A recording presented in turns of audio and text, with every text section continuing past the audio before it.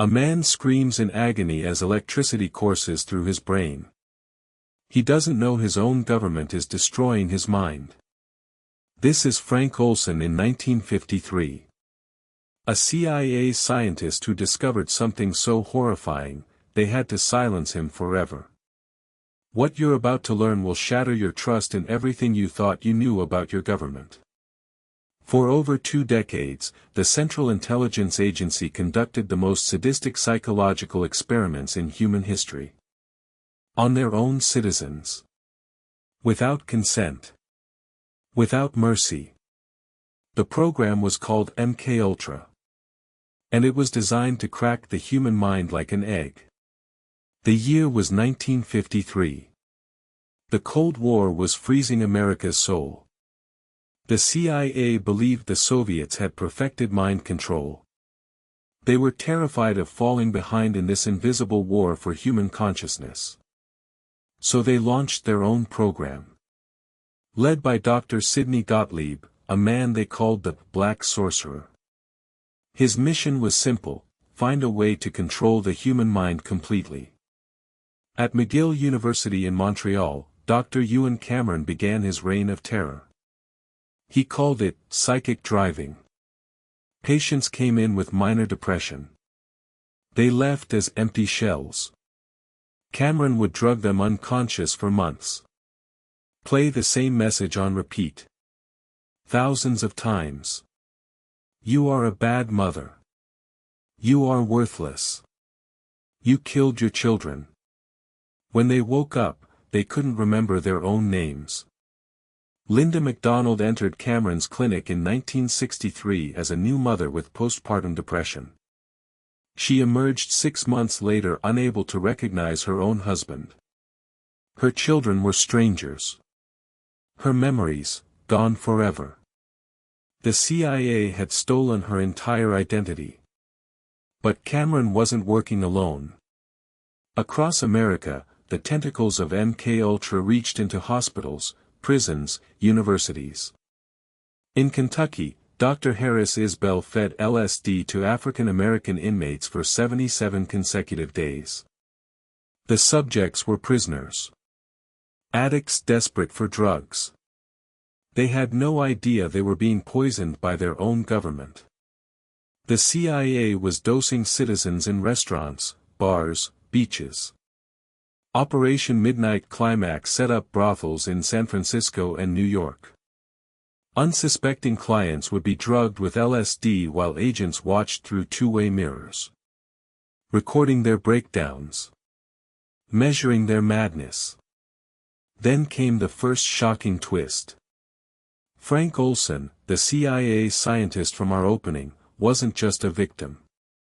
He was an insider who tried to blow the whistle. On November 19, 1953, his CIA colleague spiked his drink with LSD without his knowledge. Days later, he was dead. The official story? Suicide. He jumped from a hotel window in New York. But his family never believed it. Decades later, they learned the truth. Frank Olson was murdered. He had discovered that MKUltra wasn't just about mind control. It was about biological weapons. Assassination. The systematic destruction of human beings. The second twist came in 1973. Richard Helms, CIA director, ordered the destruction of all MKUltra files. Thousands of documents.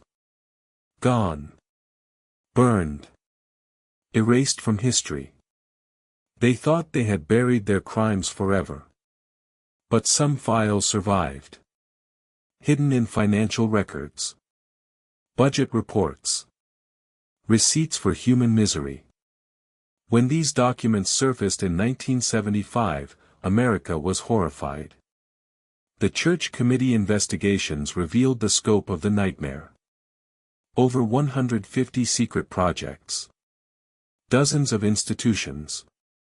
Thousands of victims. Most never knew they had been experimented on. The third and most chilling twist. MKUltra never really ended. It just changed names. Became more sophisticated. More hidden. The techniques developed in those torture chambers found new homes. In interrogation rooms. In black sites around the world. The lessons learned from destroying American minds were exported globally. Dr. Cameron's psychic driving became the template for modern psychological torture.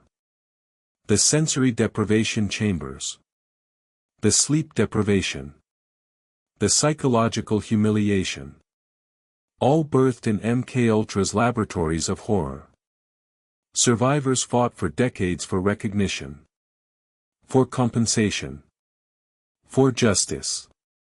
Some received small settlements. Others died waiting. Most never learned why their lives had been destroyed by invisible hands.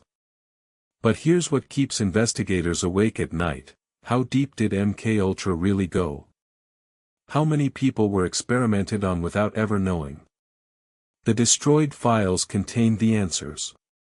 We only discovered the tip of an iceberg that melted away in CIA furnaces. Some estimates suggest over 25,000 people were subjected to MKUltra experiments. But the real number? We'll never know. The evidence was deliberately destroyed. The witnesses silenced.